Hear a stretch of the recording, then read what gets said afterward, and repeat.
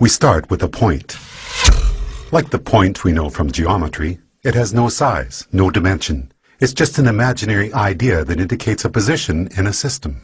A second point, then, can be used to indicate a different position.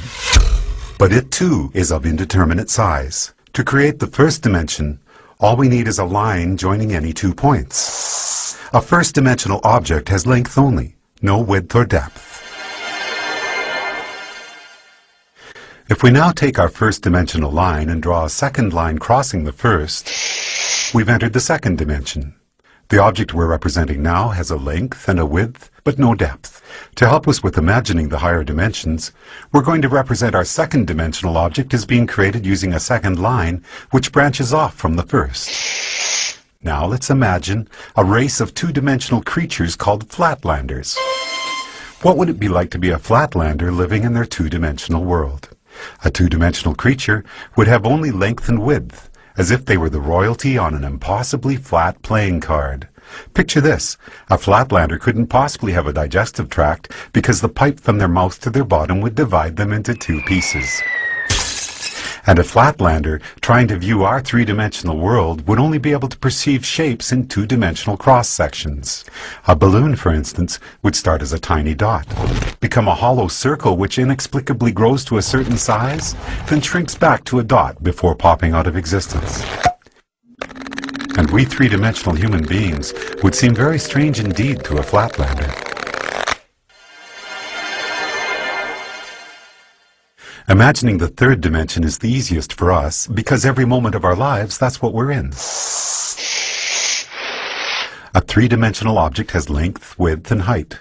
But here's another way to describe the third dimension. If we imagine an ant walking across a newspaper which is lying on a table, we can pretend that the ant is a flatlander walking along on a flat two-dimensional newspaper world. If that paper is now folded in the middle, we create a way for our flatlander ant to magically disappear from one position in his two-dimensional world and be instantly transported to another. We can imagine that we did this by taking a two-dimensional object and folding it through the dimension above, which is our third dimension. Once again, it'll be more convenient for us as we imagine the higher dimensions if we can think of the third dimension in this way. The third dimension is what you fold through to jump from one point to another in the dimension below. Okay, the first 3 dimensions can be described with these words: length, width, and depth. What word can we assign to the 4th dimension? One answer would be duration. If we think of ourselves as we were 1 minute ago, and then imagine ourselves as we are at this moment, the line we could draw from the 1 minute ago version to the right now version would be a line in the 4th dimension. If you were to see your body in the 4th dimension, you'd be like a long undulating snake, with your embryonic self at one end and your deceased self at the other. But because we live from moment to moment in the 3rd dimension, we're like our second-dimensional flatlanders. Just like that flatlander who could only see two-dimensional cross-sections of objects from the dimension above, we, as three-dimensional creatures, can only see three-dimensional cross-sections of our 4th-dimensional self.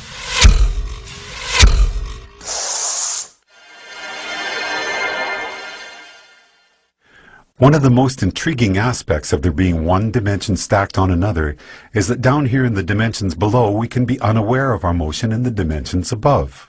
Here's a simple example. If we make a Mobius strip, take a long strip of paper, add one twist to it and tape the ends together, and draw a line down the length of it, our line will eventually be on both sides of the paper before it meets back with itself. It appears, somewhat amazingly, that the strip has only one side, so it must be a representation of a two-dimensional object. And this means that a two-dimensional flatlander, traveling down the line we just drew, would end up back where they started without ever feeling like they had left the second dimension. In reality, they would be looping and twisting in the 3rd dimension, even though to them it felt like they were traveling in a straight line. The 4th dimension, time, feels like a straight line to us, moving from the past to the future. But that straight line in the 4th dimension is, like the Mobius strip, actually twisting and turning in the dimension above.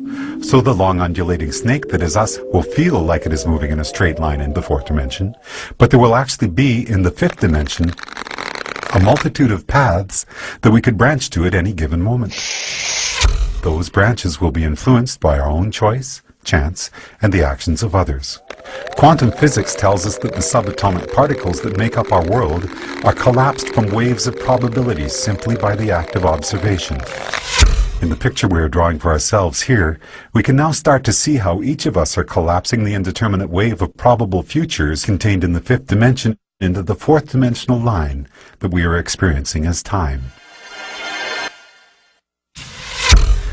What if you wanted to go back into your own childhood and visit yourself? We can imagine folding the fourth dimension through the fifth, jumping back through time and space to get there. But what if you wanted to get to the world where, for example, you had created a great invention as a child that by now had made you famous and rich? We can imagine our fourth dimensional selves branching out from our current moment into the fifth dimension. But no matter where you go from here, the great child inventor timeline is not one of the available options in your current version of time. You can't get there from here, no matter how much choice, chance, and the actions of others become involved. There are only two ways you could get to that world. One would be to travel back in time, somehow trigger the events that caused you to come up with your invention, then travel forward in the fifth dimension to see one of the possible new worlds that might have resulted. But that would be taking the long way. The shortcut we could take would involve us folding the fifth dimension through the sixth dimension, which allows us to instantly jump from our current position to a different fifth dimensional line. In our description of the fourth dimension, we imagine taking the dimension below and conceiving of it as a single point. The fourth dimension is a line which can join the universe as it was 1 minute ago to the universe as it is right now. Or, in the biggest picture possible, we could say that the fourth dimension is a line which joins the Big Bang to one of the possible endings of our universe. Now, as we enter the seventh dimension, we're about to imagine a line which treats the entire sixth dimension as if it were a single point. To do that, we have to imagine all the possible timelines, which could have started from our Big Bang, joined to all the possible endings for our universe, a concept which we often refer to as infinity, and treat them all as a single point. So for us, a point in the seventh dimension would be infinity, all possible timelines which could have or will have occurred from our Big Bang. When we describe infinity as being a point in the seventh dimension, we're only imagining part of the picture. If we're drawing a seventh dimensional line, we need to be able to imagine what a different point in the seventh dimension is going to be, because that's what our line is going to be joined to. But how can there be anything more than infinity? The answer is, there can be other completely different infinities created through initial conditions which are different from our own Big Bang. Different initial conditions will create different universes, where the basic physical laws such as gravity or the speed of light are not the same as ours. And the resulting branching timelines from that universe's beginning to all its possible endings will create an infinity which is completely separate from the one which is associated with our own universe. So the line we draw in the seventh dimension will join one of those infinities to another. And as boggling as the magnitude of what we're exploring here might be, if we were to branch off from that seventh dimensional line to draw a line to yet another infinity, we'd then be entering the eighth dimension. As we've explored already, we can jump from one point in any dimension to another simply by folding it through the dimension above. If our ant on the newspaper were a two-dimensional flatlander, then folding his two-dimensional world to the third dimension would allow him to magically disappear from one location and appear in a different one. As we're now imagining the ninth dimension, the same rules would apply. If we were to be able to instantaneously jump from one eighth dimensional line to another, it would be because we're able to fold through the ninth dimension. Before we discuss the first dimension, we could say that we first started out with dimension 0, which is the geometrical concept of the point. A point indicates a location in a system, and each point is of indeterminate size. The first dimension then takes two of these points and joins them with a line.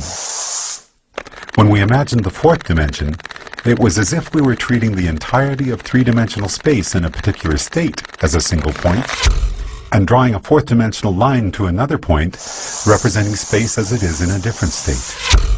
We often refer to the line we have just drawn as time. Then, in the 7th dimension, we treated all of the possible timelines which could be generated from our Big Bang as if this were a single point, and imagine drawing a line to a point representing all the possible timelines for a completely different universe. Now, as we enter the 10th dimension, we have to imagine all the possible branches for all the possible timelines of all the possible universes and treat that as a single point in the 10th dimension. So far, so good. But this is where we hit a roadblock. If we're going to imagine the 10th dimension as continuing the cycle and being a line, then we're going to have to imagine a different point that we can draw that line to. But there's no place left to go. By the time we have imagined all possible timelines for all possible universes as being a single point in the 10th dimension, it appears that our journey is done. In string theory, physicists tell us that superstrings vibrating in the 10th dimension are what create the subatomic particles which make up our universe, and all of the other possible universes as well. In other words, all possibilities are contained within the 10th dimension, which would appear to be the concept we have just built for ourselves, as we imagined the 10 dimensions built one upon another.